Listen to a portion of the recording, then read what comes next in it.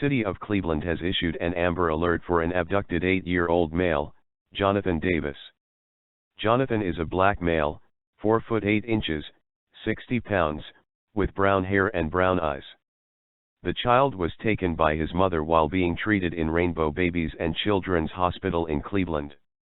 The mother is Adonella Williams, described as a black female, 5 foot 11 inches, 166 pounds, with black hair and brown eyes. Suspect is driving a 2011 gray Buick Enclave bearing Ohio plate of JNB 5618. The child was last seen wearing a blue shirt and blue jeans, and had an IV in his arm when they left the hospital.